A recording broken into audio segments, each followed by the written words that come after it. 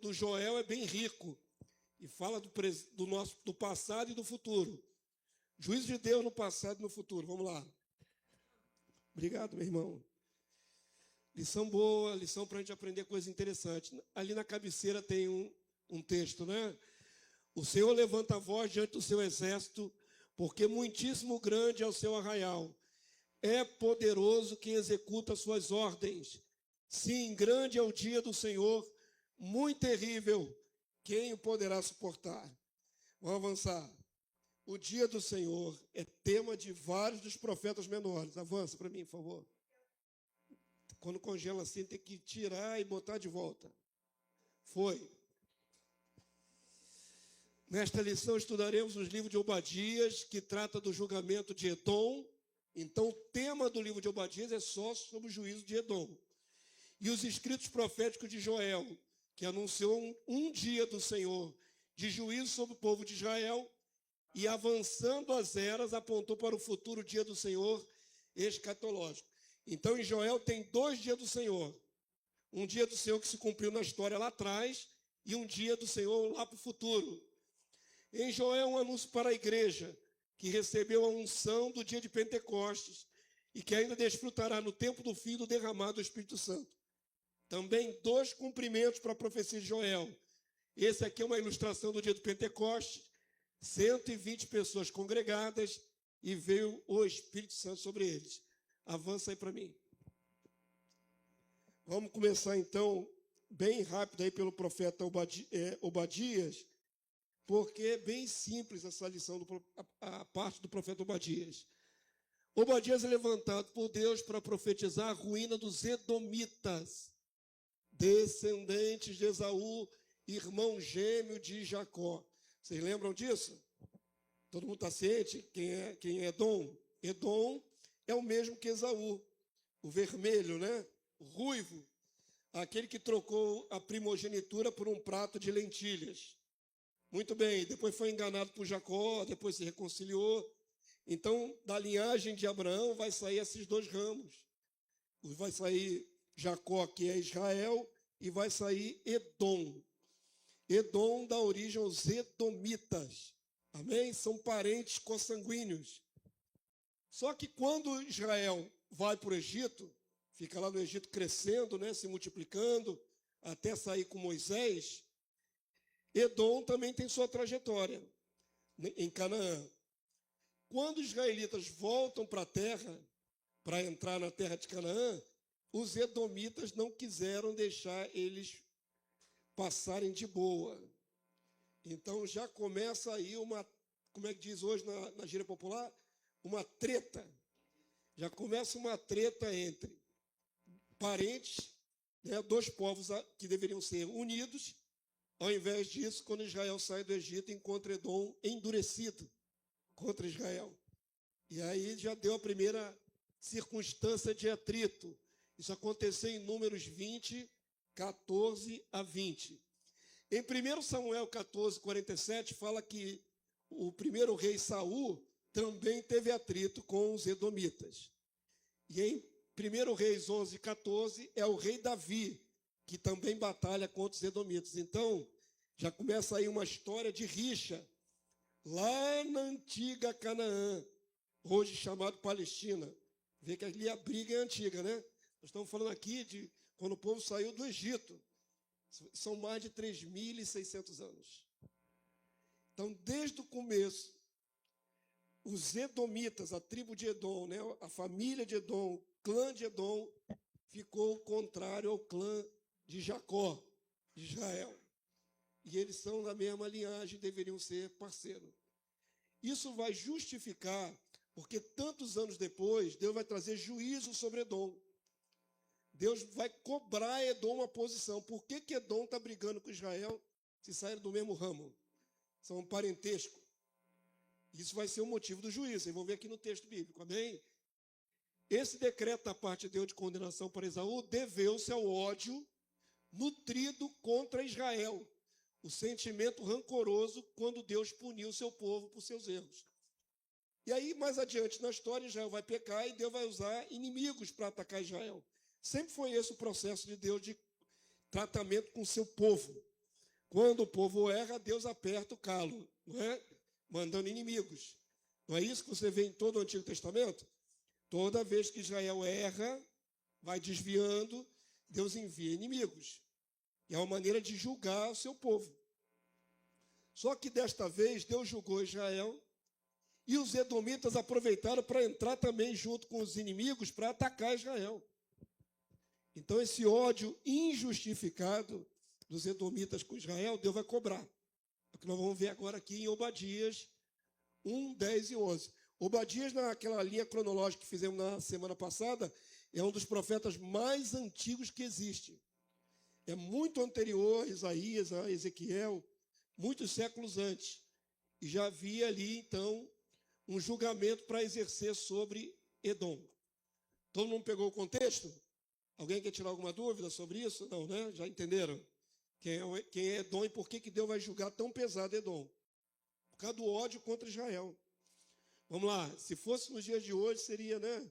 Se a gente adaptasse para a realidade de hoje, seria o Hamas ou o povo palestino, os muçulmanos contra Israel.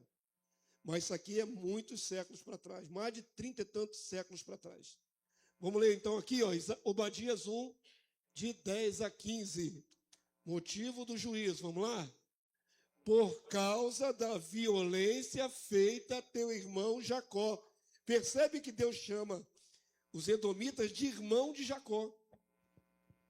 Jacó já morreu faz séculos, Edom já morreu faz séculos, mas são os dois povos. Os povos são irmãos, deveriam ser irmãos. Por causa da violência feita a teu irmão Jacó, cobrir-te-á vergonha e serás exterminado para sempre. O juízo cabal, definitivo. Deus levou muito a sério isso. O texto diz: no dia em que, estando tu presente, estranhos lhe levaram os bens, e estrangeiros lhe entraram pelas portas, e deitaram sorte sobre Jerusalém. Tu mesmo era um deles, está vendo? Participaram da invasão para atacar os israelitas. Mas tu, olha aqui, não devias ter olhado com prazer para o dia de teu irmão, Israel, o dia da sua calamidade, nem ter se alegrado sobre os filhos de Judá, no dia da sua ruína, nem ter falado de boca cheia no dia da sua angústia. Não devias ter entrado pela porta do meu povo, no dia da sua calamidade. Tu não devias ter olhado com prazer para o seu mal no dia da sua calamidade, nem ter lançado mão nos seus bens. Até pilhagem teve, viu? Saquearam também, no dia da sua calamidade. Então, qual é o grande peso do juízo de Deus sobre Edom? Eles não deveriam ter atacado Israel. Israel era povo irmão. E Deus leva isso muito a sério. Verso 14, vamos lá. Não devias ter parado nas encruzilhadas para exterminar os que escapassem. Olha só, isso aqui é muito interessante, isso aqui é um detalhe de guerra. Quer dizer que quando outros povos invadiram ali a terra de Israel e atacaram Israel, o povo foge da guerra, não é isso?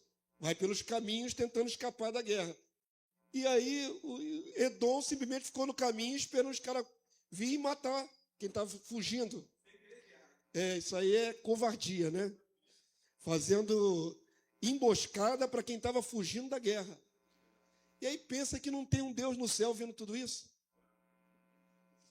Será que não tem um Deus vendo que está sendo traiçoeiro ali o negócio?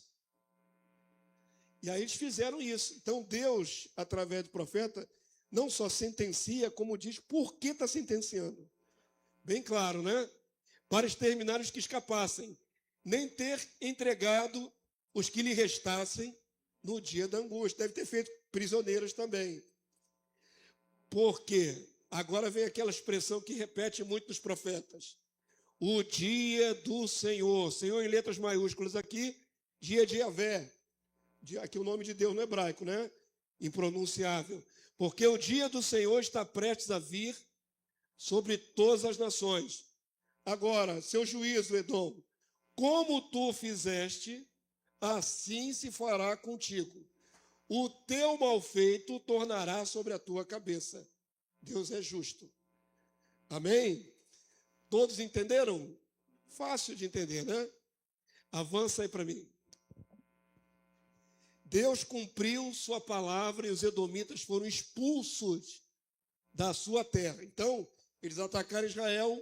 Mais à frente na história, outro povo vai atacar Edom e eles vão acabar saindo de onde estavam, nos montes, e vão vir para o sul. O que restou de Edom vai sair e vai se deslocar para o sul. E mais à frente na história, Edom vai acabar desaparecendo. Como não existe até hoje, por exemplo, os filisteus. Os filisteus também sumiram na história. Como é que um povo some? O povo some através de guerras ou se misturando com outros povos. Por casamento, né? Vai perdendo a sua identidade. Então, os edomitas, conforme Deus disse, eles iam ser exterminados. Passou algum tempo, eles foram para o sul da Palestina. No tempo de Jesus, aí bota mais 1000 e tantos anos para frente, o que restou dos edomitas eram os idumeus, chamados na sua Bíblia de idumeus. E Herodes o Grande era um idumeu. Ele era da descendência de Edom. Herodes o Grande, aí vem os filhos dele aí, Antipas, Herodes Agripa, toda essa linhagem de Herodes aí, que são, se não me engano, uns 5 Herodes. É o mesmo nome, mas são parentes, né? É pai e filho. Então, Herodes o Grande, esse aqui que mandou matar as crianças em Belém para tentar exterminar o Messias, quando ele soube que o Messias havia nascido, né? Ele mandou matar as criancinhas lá em Belém. Esse cidadão aqui era edomita. Ele era idumeu. Sim. Herodes é um nome, mas parece um título, né? Mas não, é que se repete o nome, é igual o meu nome, né? Eu sou Damásio, porque meu pai também é Damásio. É Damásio I, Damásio II. Entendeu? Não, não é um título, não. Herodes é nome. Mas tem Herodes o pai, tem Herodes o filho, tem Herodes o outro Herodes ainda. E aí vai saindo uma linhagem de Herodes. Era comum repetir o nome, né? Mas entenderam o que restou do povo de Edom? Só no tempo de Jesus ainda tinha um pouquinho. E segundo as minhas pesquisas, na atualidade, se não me engano, ainda existe um remanescente muito ralinho de edomitas na história. Sobrou aí um povoado, digamos assim. Mas ele praticamente deixou de existir como nação. Como nação, desapareceu. Então, Obadias 1,18. Vamos ler a sentença de Deus sobre esse povo. A casa de Jacó será fogo, e a casa de José chama. E a casa de Esaú, o povo de Esaú, restolho. Aqueles incendiarão a este, ou seja, Israel vai destruir Edom. E o consumirão. E ninguém mais restará da casa de Esaú, porque o Senhor o falou. É um povo que poderia existir até os dias de hoje, não existe porque atacou seu irmão. E Deus não aceita esse tipo de comportamento. Amém? Todo mundo entendeu? Isso é o que disse Obadias lá atrás e vem se cumprindo ao longo da história, até não sobrar quase nada de Edom. Só alguns remanescentes assim, de sangue, muito pouquinho. Avança aí para mim. Alguma pergunta sobre esse juízo aí? Não, né? Todo mundo entendeu? Está clarinho? Então vamos agora para o profeta Joel. Vai ter que caber sempre nessas lições, da medida do possível, 2 profetas. Vamos ver se dá. Tem profeta que tem textos um pouco mais extensos e ricos. Quando for assim, eu vou dar uma lição inteira para ele. Mas Obadias era pequenininho, a gente já passou. O dia do Senhor no livro de Joel. O livro de Joel é famoso, porque fala daquela praga de gafanhotos, não é? Vamos ler. O profeta Joel é levantado como um exortador para o povo de Israel, objetivando o arrependimento nacional, para evitar a ruína e a calamidade que viriam através de inimigos poderosos, permitidos pela vontade soberana de Deus e Yahvé. Joel se vale de um fenômeno natural, seca e praga de gafanhotos, advertindo que isso vinha da parte de Deus como um preâmbulo de juízos futuros. Primeira coisa que eu quero destacar, irmãos, é que Deus usa o natural de maneira sobrenatural. Todo mundo compreende isso? Se você olhar para o mundo com olhos naturais, você vai achar que tudo acontece por um acaso. Por que isso está acontecendo assim? Por que aconteceu assado? Por que essa tragédia aqui assim? Por que aconteceu aquilo ali? Por que aquele furacão? Por que aquele terremoto? Se a gente olhar com olhos naturais, a gente vai dizer, pô, isso tinha que acontecer, é um mundo. São as coisas geológicas, né, que tem que acontecer, meteorológica. Mas se você olhar com olhar espiritual, você vai ver que Deus usa os eventos naturais como um mecanismo de exortação. Tudo que está acontecendo tem uma finalidade. Mesmo as tragédias. Por exemplo, vou fazer logo o link, né? Vou fazer logo a aplicação. Como é que Deus vai mostrar ao mundo que o mundo está errado e vai entrar em julgamento no tempo final? O que Deus vai fazer sobre a terra? Como é que Deus vai mudar essa geração agora do tempo do fim? Como é que Deus vai mostrar ao mundo que ele está com raiva e vai julgar? Ah, quando eu falei raiva, vocês entenderam. O julgamento é uma raiva justificada, não é, irmão? O mundo está fazendo o que quer, impiamente. Deus é acusado de não fazer nada. Já vi várias pessoas na internet e em outros canais aí dizer assim, Deus não faz nada. Deus é acusado de não fazer nada. Isso é um Deus impassível, deixar o mundo à própria sorte. Isso não é verdade. A ira vai sendo acumulada para os dias da justa ira de Deus. Então, os homens só têm uma maneira de saber que Deus está agindo. Porque Deus não se manifesta visível. Deus não se manifesta com esplendor e glória, cheio de anjo. Então, como é que o mundo percebe que Deus está julgando? Através das calamidades, dos sinais.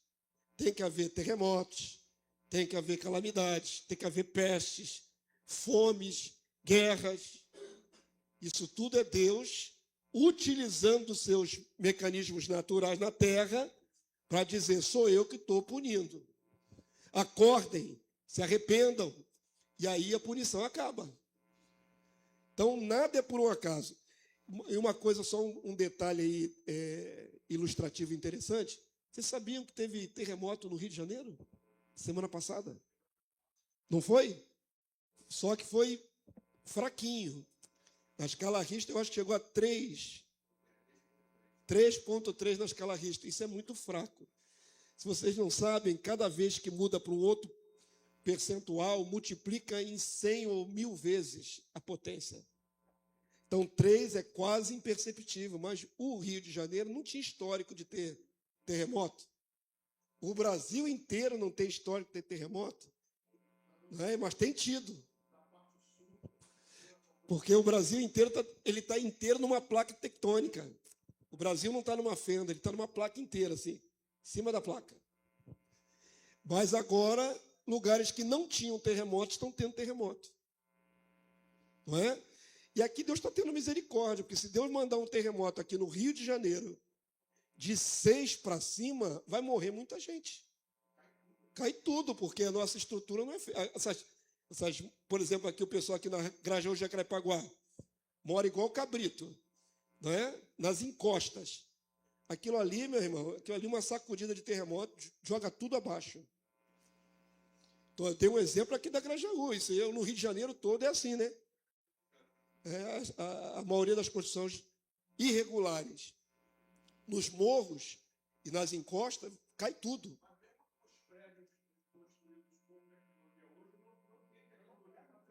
Não tem tecnologia para ter manutenção. Isso aí é no Japão, que eles constroem com amortecedores e tudo. Aqui no Brasil não tem tecnologia para isso. Um tremor assim maiorzinho que 5 graus na escala Richter vai derrubar muito prédio. E morre muita gente. Então, como é que Deus está deixando o mundo saber que ele vai julgar? Através de eventos naturais. Vai acontecer um evento aqui, vai acontecer outro evento ali. E é muito interessante que a gente vai ver Novo Testamento, Jesus fala de princípio das dores relacionados a eventos naturais. O bramido das ondas, né? Os homens vão desmaiar pelo bramido das ondas. Então, pô, essas ondas, para fazer homem desmaiar com onda, irmão, tem que ser onda gigantesca. Tem que ser tsunami. Não é ondinha do surf ali da orla do arpoador, não. Para homem desmaiar pelo bramido das ondas é porque o negócio vai ser terrível. Então, Deus vai usando as coisas naturais para sinalizar que eu estou sacudindo a terra por causa de vocês. Acordem. E foi assim também nesse período aqui de Joel. Deus usou a seca, primeiro deu um período de estiagem, e depois Deus enviou uma nuvem gigantesca de gafanhotos. E para uma cultura, né, uma economia que depende do agro para sobreviver, como era Israel, dependia da colheita e dependia do rebanho, né? Mas se acabar com toda a colheita, nem só o ser humano não come, como o animal também não come. Se não tiver palha para dar para o animal, se não tiver nada para dar para o animal, ele também morre. Então Deus trouxe um grande julgamento através de gafanhotos. Daqui a pouco a gente vai discutir esses gafanhotos mais para frente. Vamos lá, Joel 1:4. Vamos ler. O que deixou o gafanhoto cortador, comeu o gafanhoto migrador. O que deixou o migrador, comeu o gafanhoto devorador. O que deixou o devorador, comeu o gafanhoto destruidor. Onde é que você lembra de uma expressão parecida com essa aqui? Ó? Quando faz alusão lá em Zacarias ou Malaquias? Malaquias 3:10. Repreenderei o devorador. Não é? Aí a gente associa que o devorador seja um demônio. A leitura evangélica moderna é que o devorador é um demônio, que vai devorar porque você não deu oferta. E se for uma igreja de comércio da fé, vai dizer porque não deu o dízimo. Virá o devorador. Queridos, prestem atenção, essa espiritualização daquilo que Deus está falando ali é um erro. Porque aqui não está falando de demônio, está falando de quê? De bicho, de gafanhoto. São vários tipos de gafanhoto. Está escrito, ó, gafanhoto migrador. Isso não é um demônio. É um demônio que fica migrando para lá e para cá. Está dito aqui o nome, ó, migrador. É um gafanhoto migrador. E o que deixou o migrador? Gafanhoto devorador. Mas tem um gafanhoto aqui, ó. São animais. São insetos. Gafanhoto destruidor. Não são tipos de demônio. Não espiritualize essa passagem, porque não são demônios. O que Deus ia fazer é destruir o alimento. Destruindo o alimento, o povo já sofre. Que é a pressão que Deus está fazendo no povo para ele se arrepender. Avança aí para mim. Tanto está falando de campo, de colheita, não está falando de coisas espirituais, ataque de demônio, que o texto vai explicitar que é um ataque à colheita. Vamos ler? O campo está assolado e a terra de luto, porque o cereal está destruído ali. O consumo de cereal, né, de trigo e tudo mais, a economia básica de Israel. A vide se secou e as olivas se murcharam. Atacou o quê? Atacou a alma das pessoas ou atacou o solo? A plantação. Atacou a plantação. Teve uma seca acompanhada de uma praga de gafanhoto. Verso 11, igreja. Envergonhai-vos, lavradores, uivai, vinhateiros, sobre o trigo, sobre a cevada, porque pereceu a messe do campo. A vide se secou e a figueira se murchou. A romeira, ó, tudo planta, tudo plantação. Também a palmeira e a macieira. Todas as árvores do campo se secaram e já não há alegria entre os filhos dos homens. Perceberam que está falando da plantação? Aquela praga de gafanhoto destruiu tudo quanto era planta. Todos os tipos. Então não tem nada aqui de espiritualizar a passagem, dizendo que isso aqui é o demônio migrador, o demônio devorador que está atacando sua finança, sua casa, não tem nada a ver.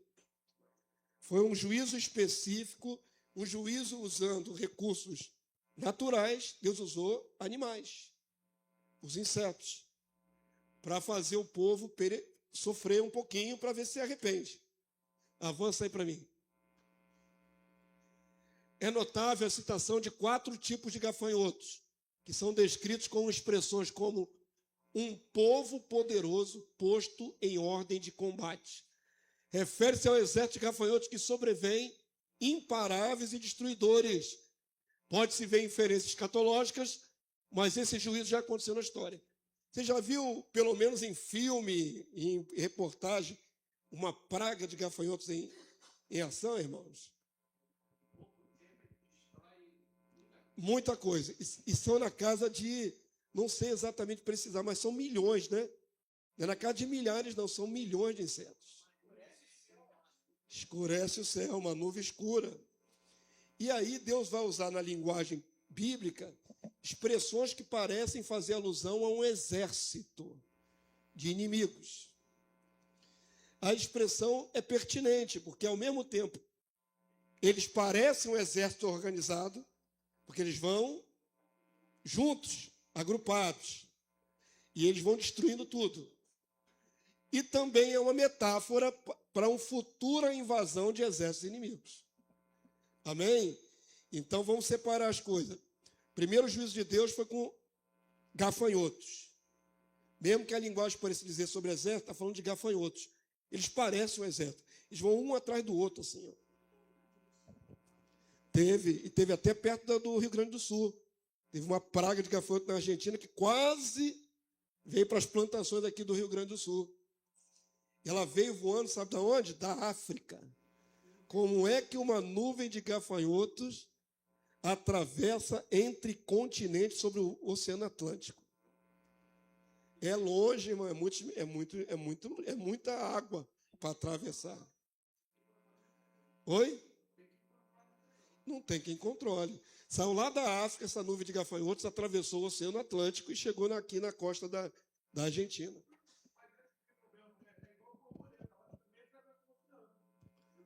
Borboleta também. Cultura. Na minha época tinha rádio relógio. Lembra disso? Que dava esse estoque de cultura. Cultura. Eu não sabia que borboleta demorava tanto a morrer que dava para atravessar o oceano. Mas gafanhoto atravessa. Está vendo aí, ó? A praga que é gafanhoto e destrói tudo. São milhões e milhões de gafanhotos. Onde ela chegar, vai comendo tudo. Então, o primeiro juízo foi esse. Avança aí para mim.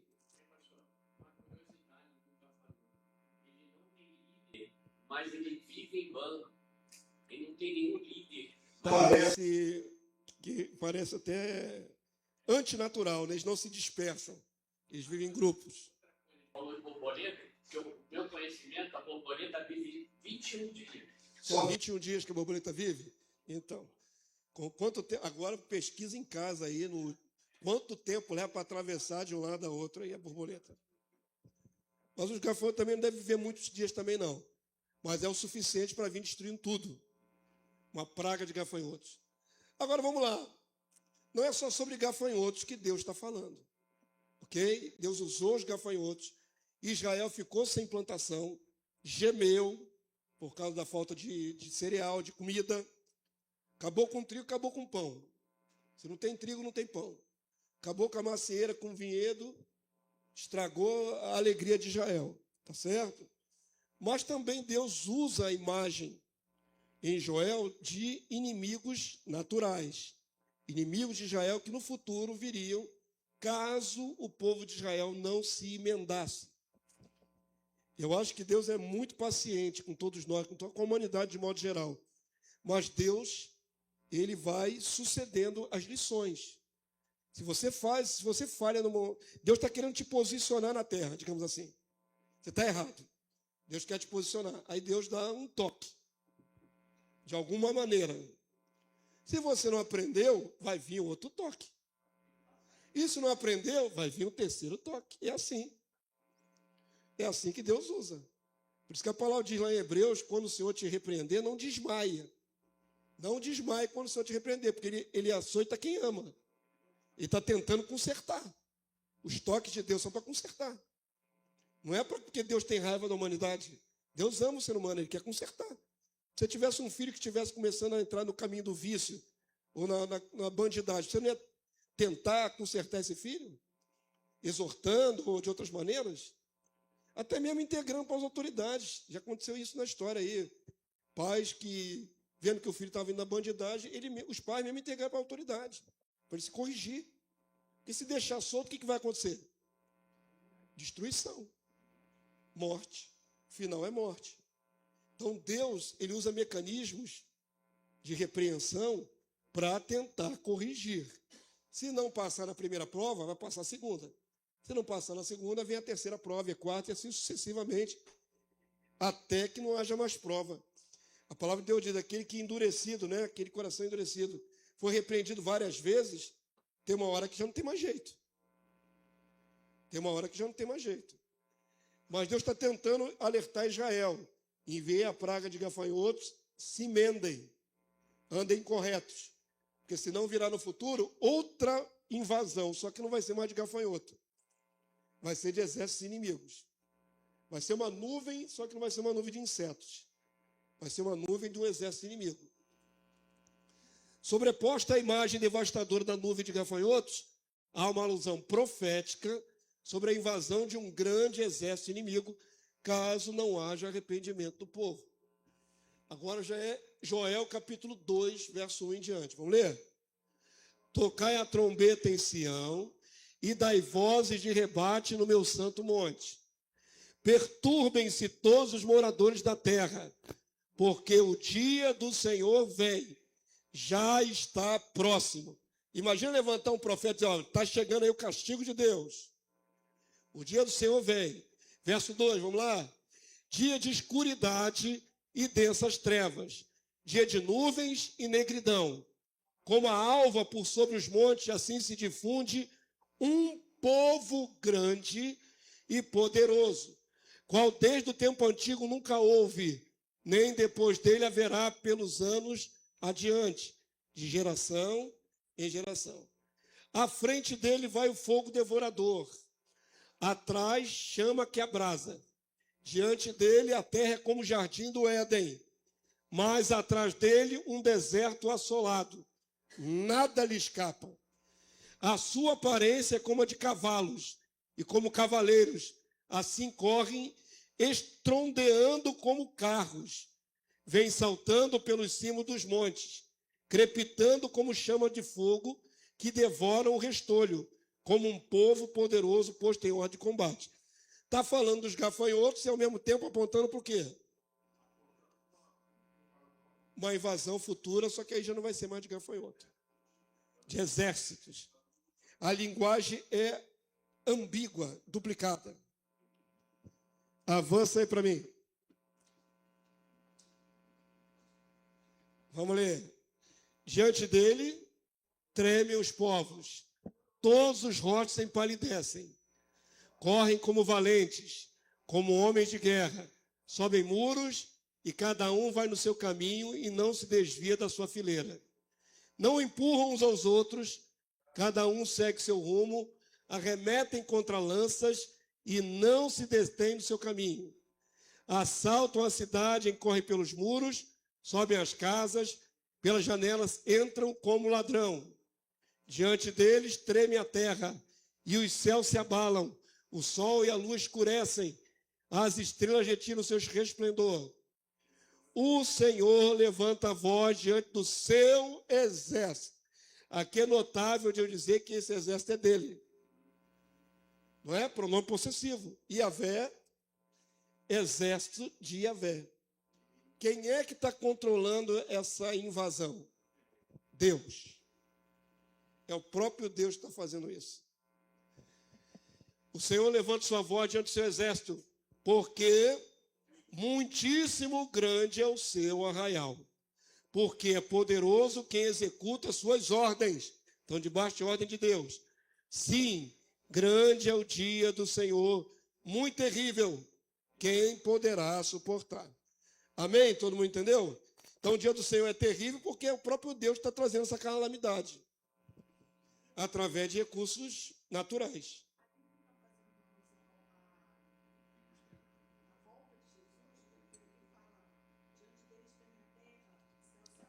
Eu já vi a aplicação disso aí já.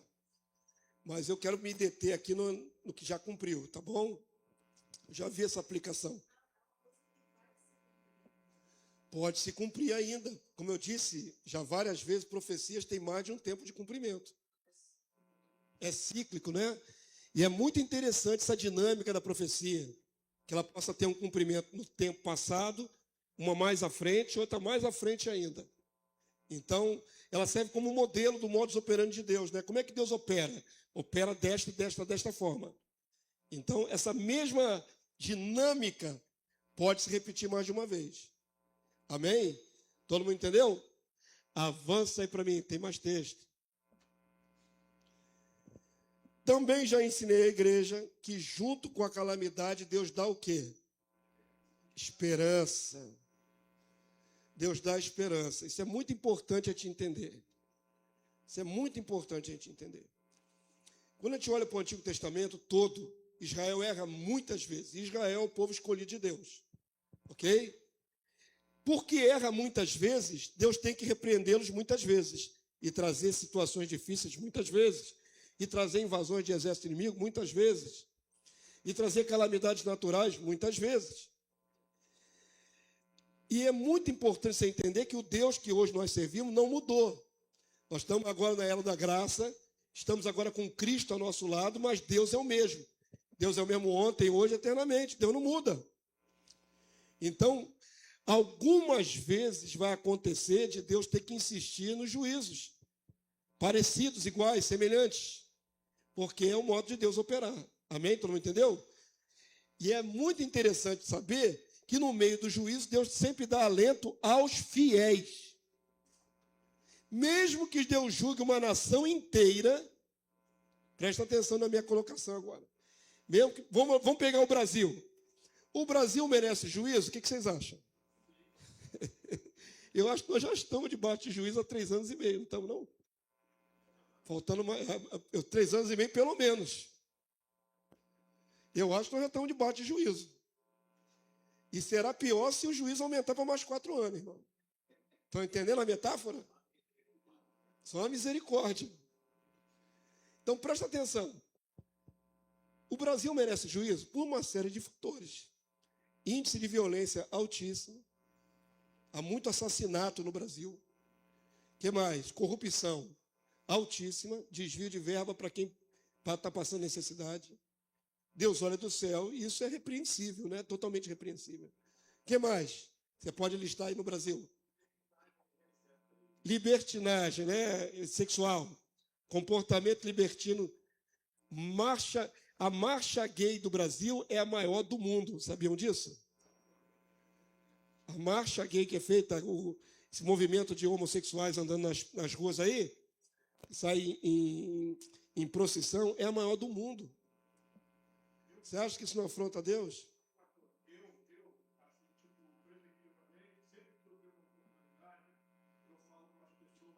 Como, tipo, meus filhos, parentes e amigos até que têm acesso, entendeu? Sobre o erro de as pessoas aumentarem esse fluxo dessa marcha. Vamos lá, vai no... Apoiar os homossexuais na marcha deles, né? O cara que gosta do tumulto da bagunça.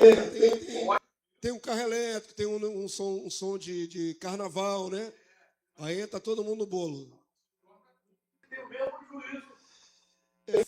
Fora aquelas pessoas que apoiam, porque querem apoiar são pais e mães desses homens homossexuais, essas mulheres homossexuais. A família acaba apoiando. Algumas famílias apoiam, nem todas.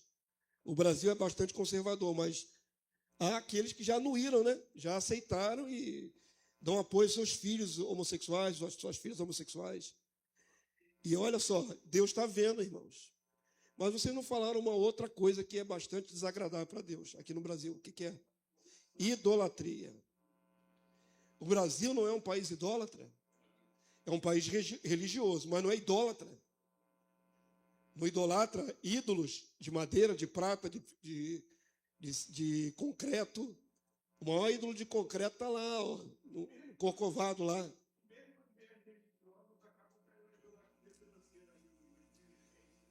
Tem idolatria de todos os níveis, né? E nessa época de pré-campanha para a presidência, esses candidatos vão em tudo quanto é porta. Vira cristão não, eles são ecumênicos, né? Eles vão na igreja cristã, eles vão na igreja evangélica, eles vão na macumba, eles vão aonde tiver voto. Eles são bastante ecumênicos. Mas o Brasil não tem uma... Infelizmente, essa semana eu até guardei um post lá, eu sempre falei para vocês que a gente tem um preconceito com a Bahia, por ser assim mais com a religião afro, né? Banda, quimbanda. Acontece que a Bahia não ganha de Porto Alegre. E essa semana foi confirmado mais uma vez, uma reportagem. Porto Alegre é capital da Umbanda.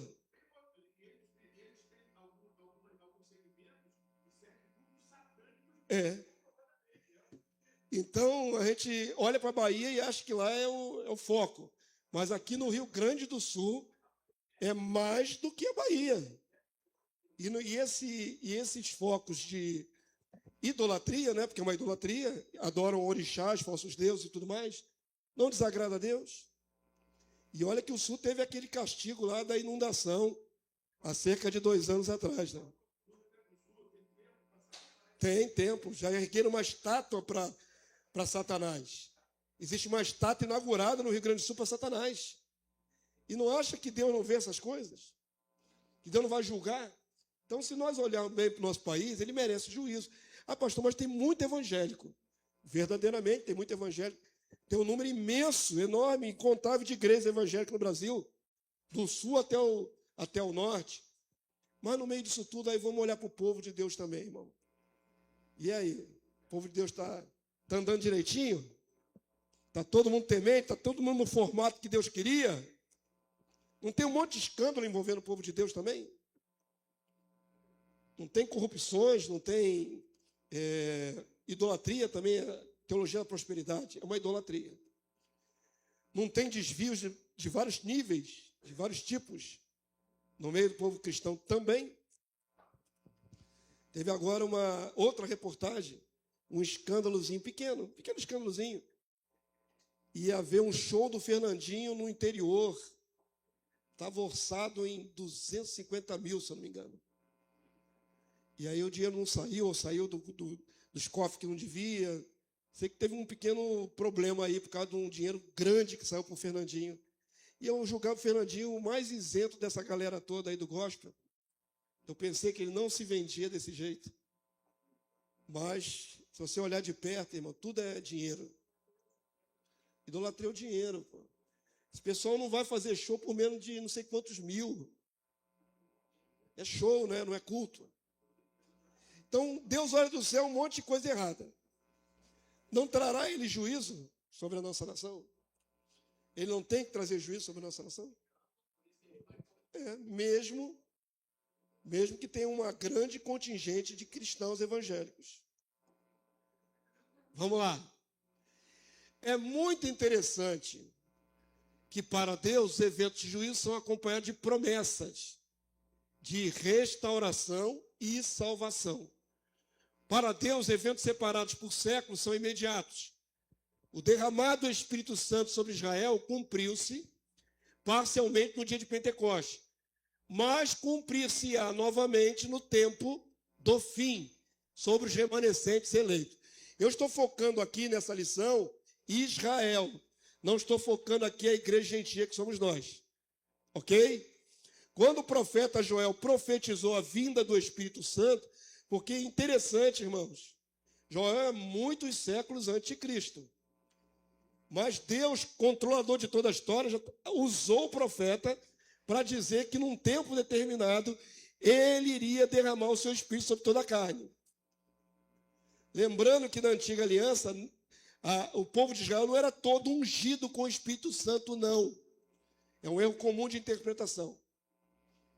O Espírito Santo vinha sobre alguns homens e os usava e não era permanente.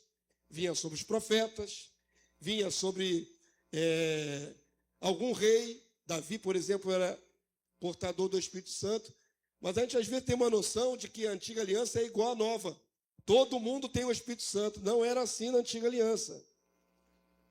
Alguns eram ungidos. O restante esmagador andava na carne natural.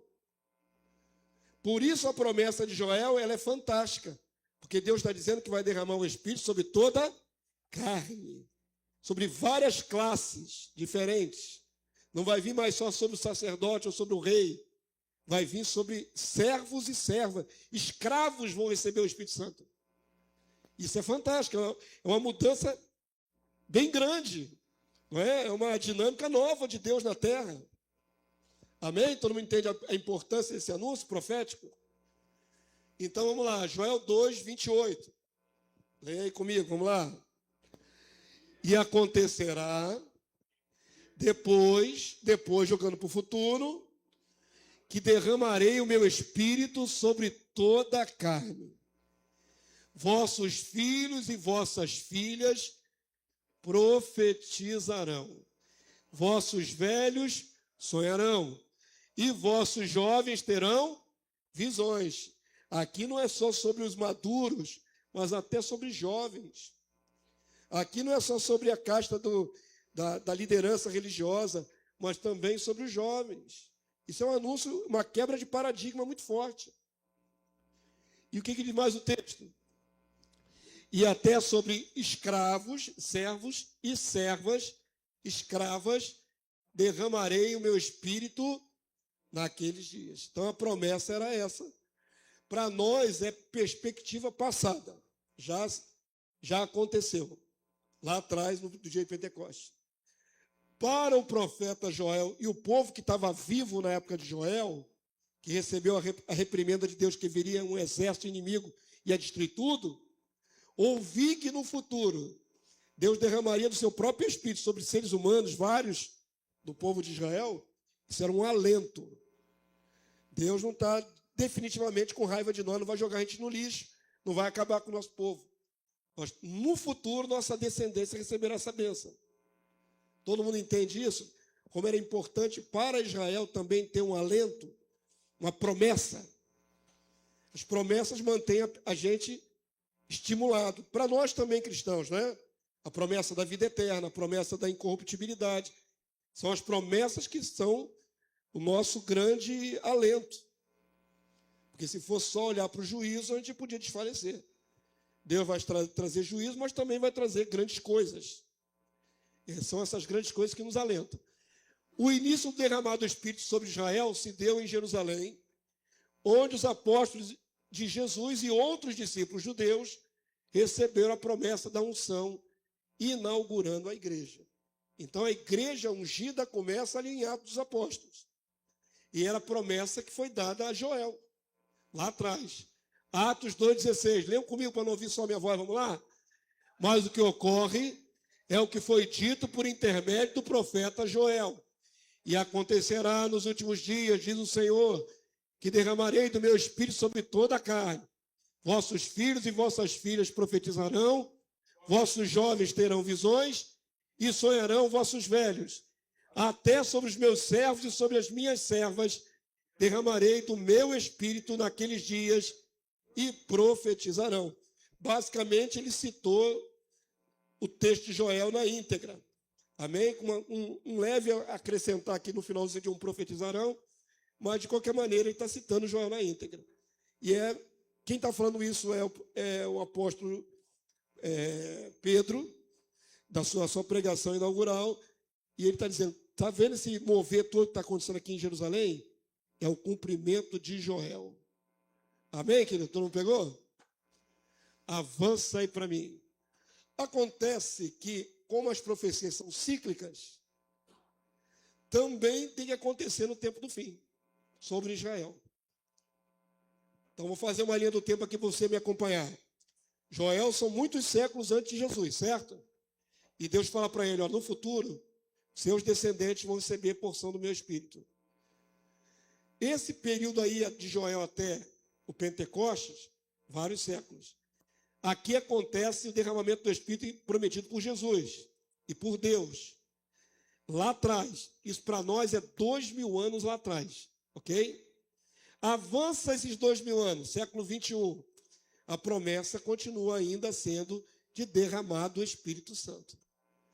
Sobre Israel também. Então, isso aí é para acrescentar no seu entendimento. O povo do tempo do fim de Israel vai receber o Espírito Santo? Sim ou não? Sim. Lembrando que a igreja tem uma mania de pensar que Deus só trata com a igreja. Eles estão endurecidos em parte até a entrada da plenitude dos gentios. E então Israel também será salvo. Nós não podemos descartar Israel, no tempo do fim, da bênção, da unção de Deus sobre eles. Porque existem promessas. Todo mundo entendeu? Então, na sua cabeça assenta isso. O Espírito Santo já foi derramado sobre nós, a igreja gentia. Mas o Espírito Santo ainda será derramado sobre Israel, o remanescente eleito da graça. Tem israelita para receber Espírito Santo. Já estão recebendo alguns que se convertem a Jesus ao longo da nossa história aqui. São os judeus messiânicos. Mas no tempo do fim tem um derramar sobre eles também. Amém? Vamos ler uma inferência sobre isso? Como entraram também na promessa os gentios, nós, a igreja gentia, nesses 2000 anos, o cumprimento sobre Israel ainda sucederá antes da vinda do rei Messias e em meio à grande tribulação. Até coloquei aqui uma ilustração, se Jesus voltando hoje, judeus, né, soldados judeus se convertendo a Jesus.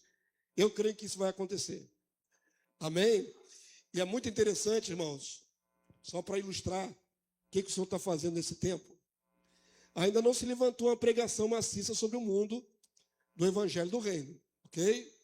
Mas o Senhor já está dando a sua graça na região do Oriente Médio. Há indícios e há notícias de que lá no Irã, sabe o Irã que está em guerra agora com os Estados Unidos? O Irã é basicamente islâmico. E o Islã persegue os cristãos. Mas lá no Irã está começando a surgir igrejas escondidas. Porque Jesus está se manifestando aos iranianos, irmãos. Não é nem pela pregação. Jesus eles têm sonhos. E é uma maneira diferente de nascer de novo, né? É uma maneira diferente. Você num berço islâmico. Aprendeu Maomé desde pequenininho. E de repente começa a ter visões e sonhos do Jesus dos cristãos. E está vendo o que está acontecendo lá. Já tem bolsões de igrejas de convertidos iranianos dentro do Irã. Só que é escondido porque o restante que é radical, normalmente xiita, se manifestar ali como cristão, morre. Mas procurem notícias na internet, é muito interessante isso.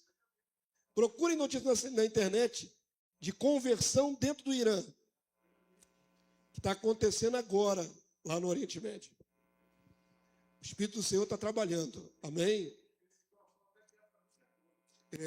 Só que ficam sob debaixo de perseguição. Não ficam à vontade. No Irã não tem liberdade religiosa para você exercer, não. O Irã é radicalismo. Xiitas, né? Mas a promessa está de pé. Vamos lá, leia aqui comigo. Foi só para ilustrar o que o Senhor já está fazendo. Zacarias 12, verso 10. Vamos lá? E sobre a casa de Davi e sobre os habitantes de Jerusalém derramarei o quê? O Espírito da graça e de súplicas. Olharão para aquele a quem traspassaram. E pranteá-lo-ão como quem pranteia por um unigênito. E chorarão por ele como se chora amargamente pelo primogênito. O que significa isso aí? É uma alusão clara a Jesus, não é? Tanto é o primogênito de Deus como é o unigênito. Tanto é o unigênito como é o primogênito também. Primeiro filho de Maria é primogênito, mas ele é unigênito, único gerado. E eles vão ver esse unigênito. E o Senhor vai derramar sobre ele o Espírito da graça. Então, presta atenção no que vai acontecer sobre Israel. cumpridos os dias que estão faltando, o Senhor também vai derramar sobre eles. E deve haver uma grande gama de convertidos entre os judeus. Só que não será em tempos tranquilos. Será em tempo de guerra, em tempo de angústia, no meio da perseguição da grande tribulação. Amém? Todo mundo entendeu? Enquanto nós estamos gozando aqui de liberdade religiosa, porque aqui não tem guerra, não tem perseguição, aqui pode se pregar o evangelho à vontade, e nós estamos aqui no outro hemisfério, né? Para eles, para esse remanescente judeu, vai ser no meio de uma tribulação muito grande. Mas eles vão nascer de novo também. Vão receber o mesmo Espírito. E vão se arrepender, e vão se quebrantar.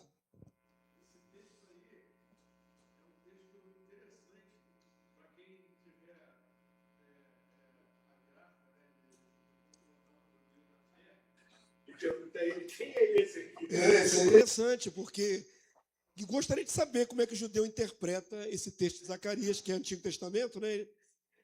Eles estudam sobre esse texto. E quem é esse aí que vem como primogênito e unigênito? É uma boa pesquisa, hein? Isso aí dá uma boa pesquisa. Eu não sei o que pensam os judeus ortodoxos que não creem em Jesus, qual é a tradução que eles fazem dessa profecia.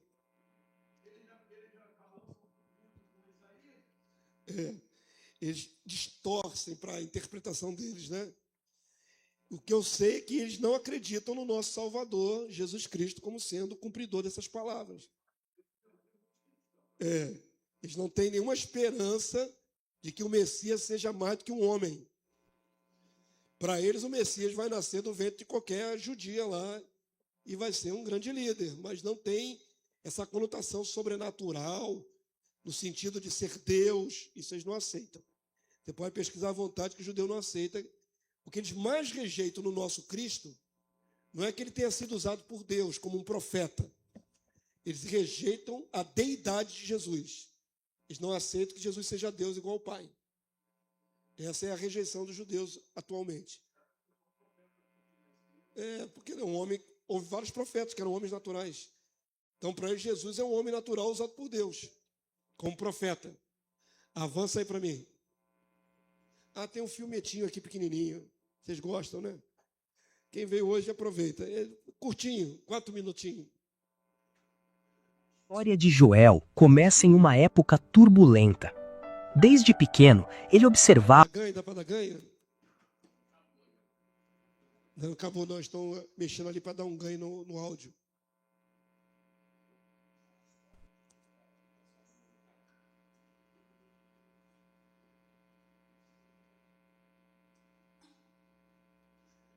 Vê se não está baixo no computador, no laptop. Não está saindo aqui não, no projetor.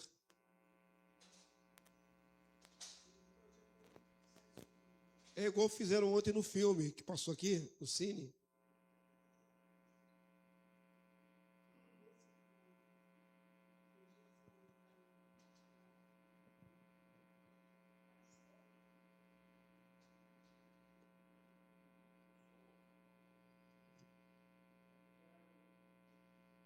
Era contra o computador? Tem que ser... Não vai ganhar, não vai ganhar.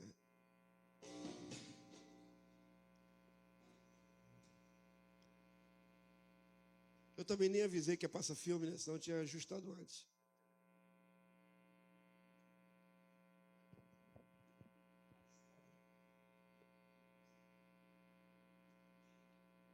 Mas é bem simplesinho esse filme, não tem nada demais do que eu não tenha dito já.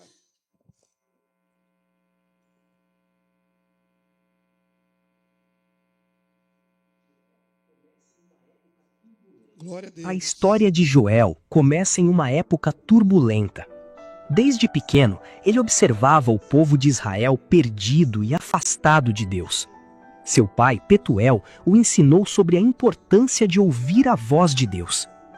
Joel via as colheitas murcharem, os animais adoecerem e a terra se tornar seca e rachada, como se respondesse à desobediência do povo. Em uma noite silenciosa, enquanto orava, Joel teve sua primeira visão. um enxame de gafanhotos incontáveis devorando os campos. O sonho o assombrava. Ele sabia que era uma mensagem de Deus, mas ainda não compreendia completamente seu significado. O peso daquilo parecia grande demais para carregar sozinho. Os dias passavam e o sentimento de urgência crescia. Certa tarde, algo dentro de Joel mudou. Era como se um fogo invisível tivesse sido aceso em seu peito. A dúvida o atormentava. Afinal, quem ouviria um jovem sem experiência? Mas a voz de Deus era clara. Fale! Joel se dirigiu ao templo e levantou sua voz pela primeira vez. As palavras saíram com uma força que ele não sabia que tinha. Ele falou sobre a devastação dos gafanhotos e anunciou que aquilo era apenas o começo. O povo deveria se arrepender ou algo muito pior os aguardava. O que Joel profetizou começou a acontecer.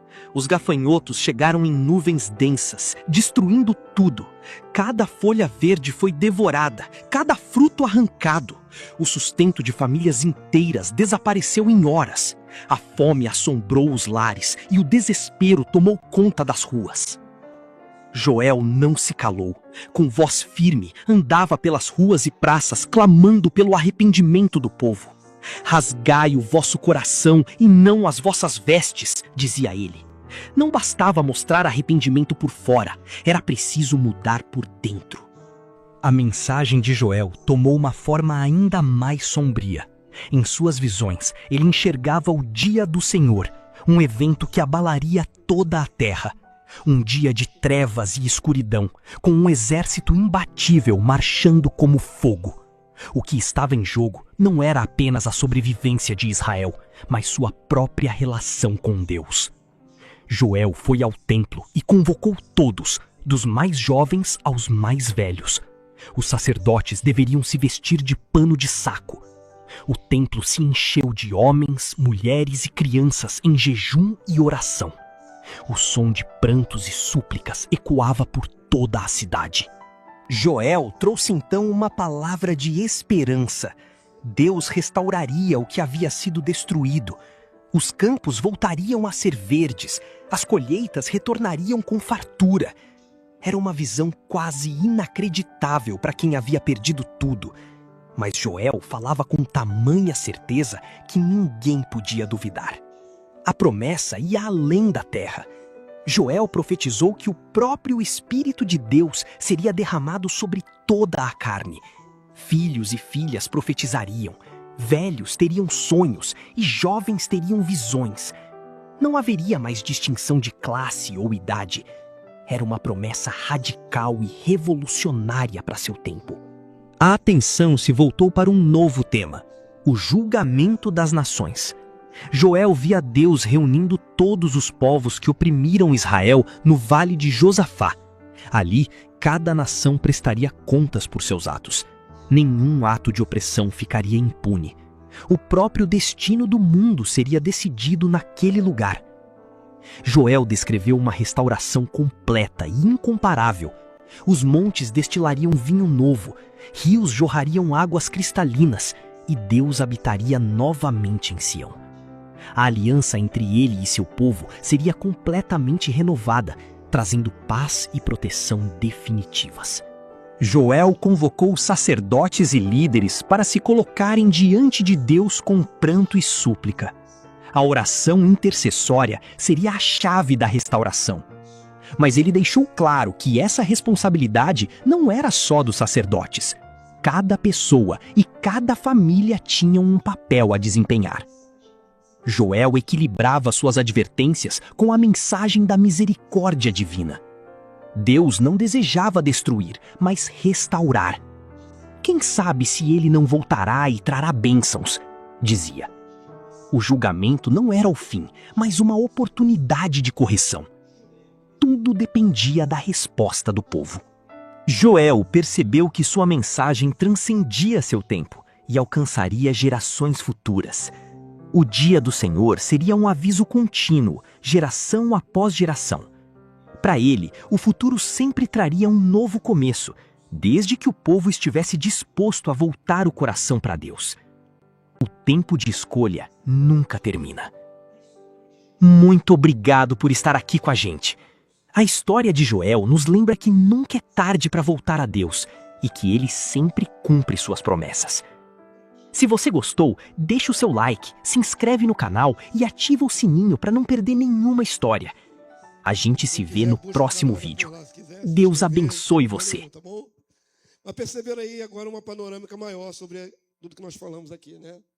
Mas a mesma percepção. Deus traz juízo para arrependimento, mas Deus também traz alento de promessa, de restauração, de bênção. Sempre assim, equilibrando.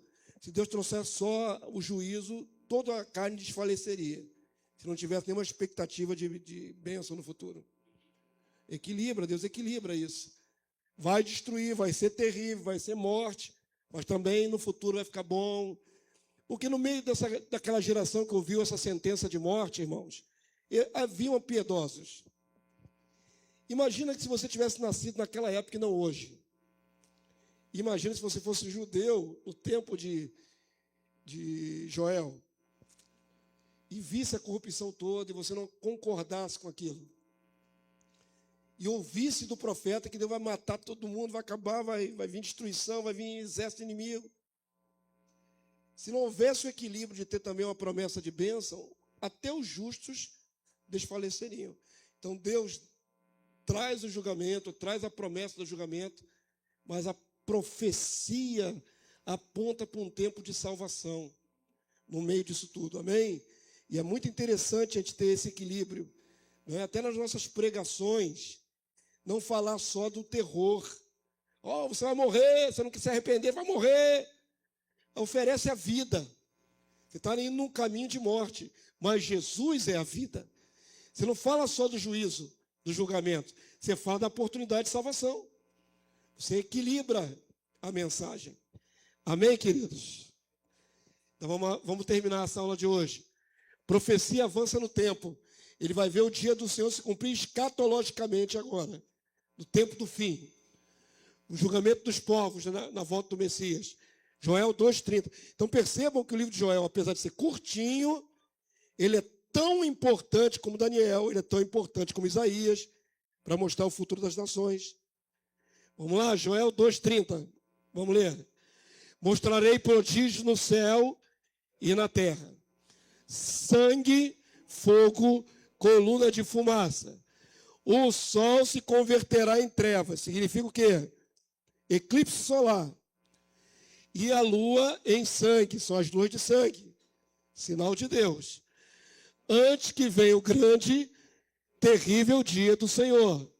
E acontecerá que todo aquele que invocar o nome do Senhor será salvo. Porque no Monte Sião e em Jerusalém estarão os que forem salvos, como o Senhor prometeu. E entre os sobreviventes, aqueles que o Senhor chamar.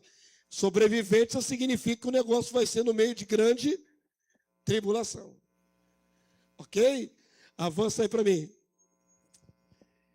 Joel 3, de 9 a 21, vamos ler? Uma porção um pouquinho maior. Proclamar isto entre as nações. Agora o recado não é só para Israel, mas para as nações. Apregoai guerra santa, suscitai os valentes. Cheguem-se e subam todos os homens de guerra. Forjai a espada das vossas relhas de arado e lança das vossas podadeiras. Digo fraco, eu sou forte. Eu já vi muita gente usar esse texto aí fora do contexto, né? Para aplicar na igreja. Mas perceba que é um contexto de guerra. Vamos lá. Apressai-vos e vinde todos os povos em redor. E congregai-vos. Para ali, o Senhor faz descer os seus valentes. Levantem-se as nações. Sigam para o vale de Josafá. Está vendo que não está falando da igreja no tempo atual? Está vendo que é um tempo escatológico? Para onde vão ser conduzidos os povos? Para o vale de Josafá. Porque ali me assentarei para julgar todas as nações em redor. As nações vizinhas dos judeus de Jerusalém. Amém? Está correto aqui o contexto, queridos? Então Joel vê até a batalha do Armagedon. Joel viu muita coisa. Joel viu a descida do Espírito Santo. Séculos depois, Joel viu o nosso futuro, porque essa batalha ainda não aconteceu sobre a terra. Deus não juntou todas as nações no Vale de Josafá para entrar em juízo. Então isso aqui é futuro, bem mais do que o período que se cumpre no Pentecoste, né? Vai além do Pentecoste. Vamos lá? Verso 13. Vocês já viram no Apocalipse que tem uma passagem que mostra Jesus com uma foice na mão? A foice é para vidimar a terra. O que significa isso?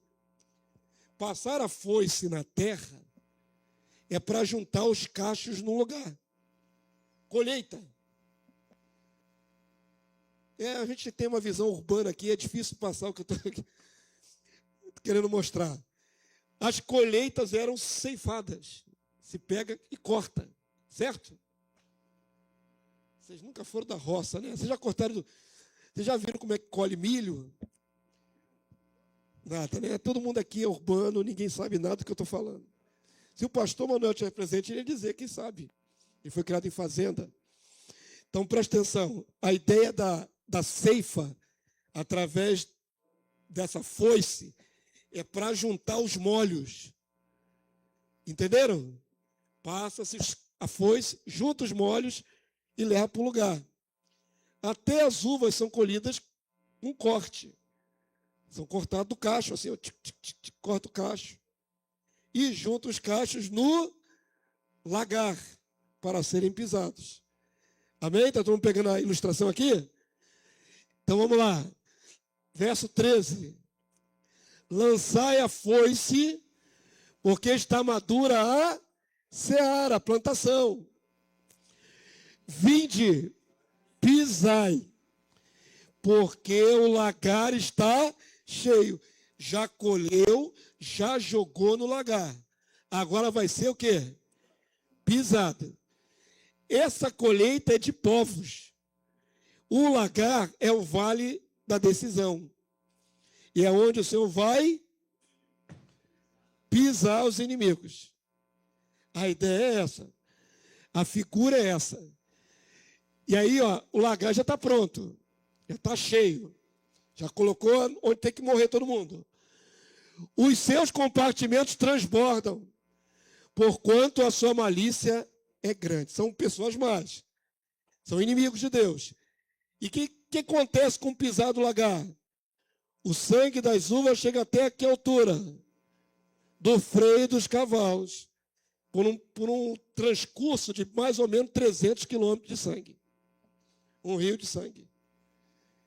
Conectou os textos proféticos. Vamos lá. Verso 14. Para dizer que não é pouca gente não, hein? Multidões no vale da decisão. Porque o dia do Senhor está perto. No vale da decisão, o dia do julgamento. Ai, meu Deus. Tinha que me lembrar isso o Espírito Santo. Aí os inescrupulosos evangélicos, alguns, né? De pregação apóstata, teologia da prosperidade, pegam esse texto para fazer campanha financeira. Você tem que dar o dinheiro porque o dia do Senhor está próximo. Oh, Jeová Rafá, só Jesus.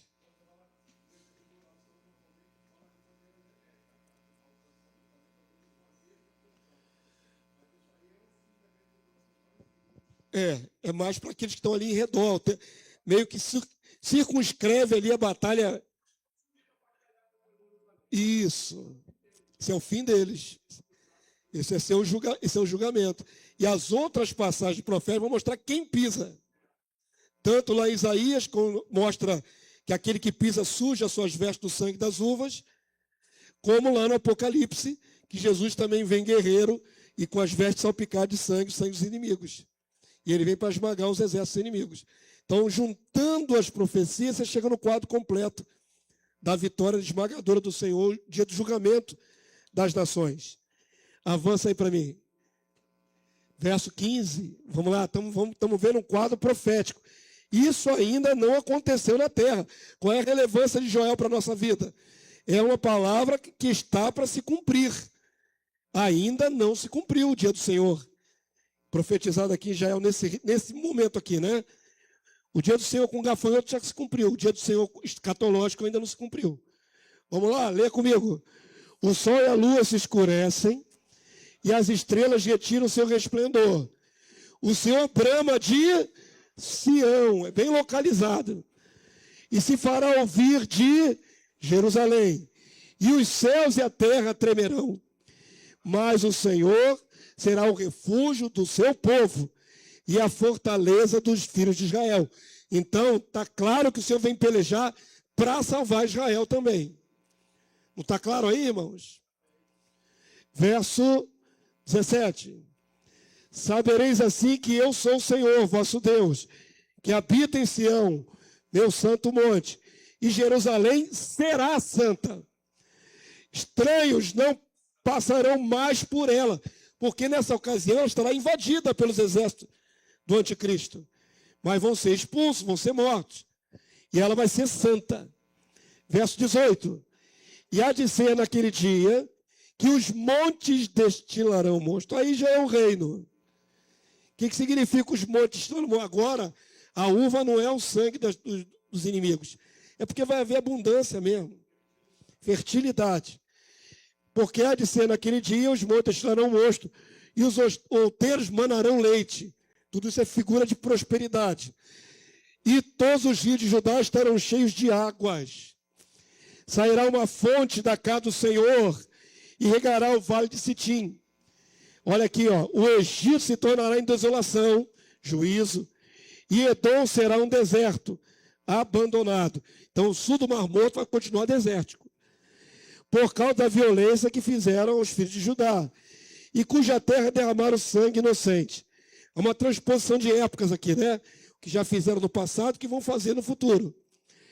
Judá, porém, será habitada para sempre. Acabou, irmão. Isso aqui é a promessa máxima que vai haver descendentes de Judá para habitar a terra. Amém? Para sempre. E Jerusalém de geração em geração. Aconteça o que acontecer nas guerras que vão vir agora, tanto a que está em curso com Israel, como a futura batalha que vai vir pela frente quando se levantar o anticristo, por pior que seja o resultado, irmãos, o desfecho é esse. Deus ainda vai cumprir essa palavra sobre a terra. Amém? E aí, verso 21. Eu expiarei o sangue dos que não foram expiados, porque o Senhor habitará em Sião. Na figura do rei Messias, né, literalmente não vem o Deus do céu, mas o seu filho vem representando o Pai, na glória do Pai, e habitará ali, como está lá em Ezequiel. O lugar vai se chamar O Senhor está ali. Amém? Conectando as profecias. Avança aí para mim. O paralelo imediato é de Apocalipse. Nós vamos ver aqui Joel de novo e vamos ver o Apocalipse. O vale da decisão é o mesmo vale de Josafá, que significa Deus julgou, que não é identificado com precisão, mas aponta para o lugar que será o lagar, onde os ímpios serão ajuntados, pisados pelo rei. Isaías 63 é quando o rei vem salpicar suas vestes do sangue das uvas. Joel 3,13, vamos lá. Lançai a foice, porque está madura a seara. Vinde, pisai, porque o lagar está cheio, seus compartimentos transbordam, porquanto sua malícia é grande. Multidões no vale da decisão, porque o dia do Senhor está perto, no vale da decisão. O ajuntamento dos exércitos, tem uma ilustração ali bacana, vendo Jesus lá de cima, né? E ajuntamento de exércitos humanos. Avança aí para mim o paralelo. Apocalipse 14, 18 a 20. Vamos ler? Saiu ainda do altar outro anjo, aquele que tem autoridade sobre o fogo, e falou em grande voz ao que tinha o quê? A foice assim, para ceifar, dizendo: toma a tua foice afiada e ajunta os cachos da videira da terra, que são os cachos, os povos inimigos, que vão ser ajudados no lagar. Ok? Todo mundo pegou a conexão aí? Juntar os cachos aqui não é bênção. Juntar os cachos aqui com a foice é para juntar no lagar para ser pisado. Portanto, as suas uvas estão amadurecidas. É a hora do juízo, julgamento. Então o anjo passou a sua foice na terra e vidimou a videira da terra. E lançou no grande lagar. Olha o que o lagar é. Aqui, ó. O lagar da cólera de Deus. Da raiva de Deus.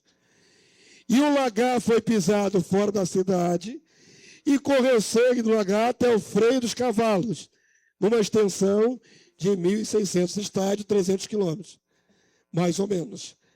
Amém, povo santo? Perceberam que tudo aponta para o desfecho, que Deus já viu lá na frente, já profetizou, vai acontecer assim. Interessante Deus distribuir essa visão para um homem tantos séculos antes da vinda de Jesus. E depois entregar para João, na ilha de Patmos, uma visão correlata do Apocalipse, conectando Joel com o Apocalipse. Ok? Todo mundo aprendeu? Semana que vem a gente traz mais profetas para serem analisados.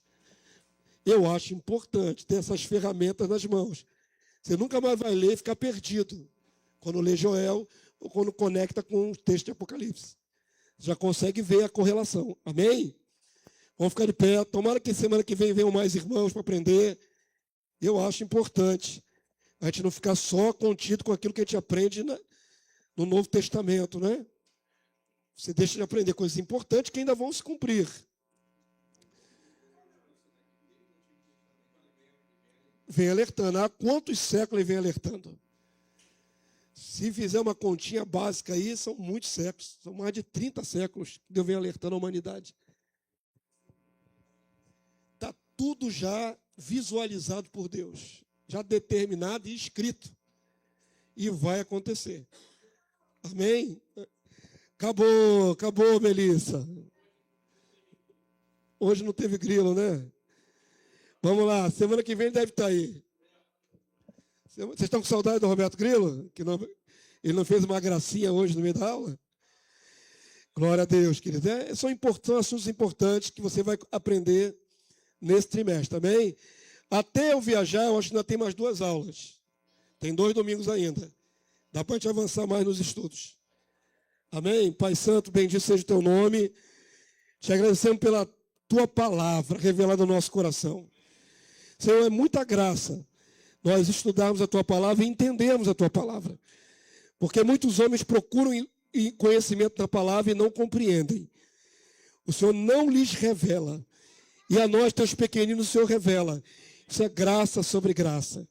Obrigado por entender como tu és justo. Obrigado por entender como tu dá chance ao homem de se arrepender. Inúmeras vezes tu levanta uma palavra para posicionar os homens na terra, para que tu não venhas com seu juízo condenatório. Então nos ajuda, Senhor, a entender o seu modo de agir e também, Senhor, prever pela tua palavra o que vai acontecer sobre a terra. Muito obrigado por essa manhã de estudo. Leva o teu povo em paz, guardado pelo teu poder. Possamos voltar logo mais para te adorar em espírito e em verdade. Em nome de Jesus agradecemos. Amém e amém. Vamos na paz de Cristo.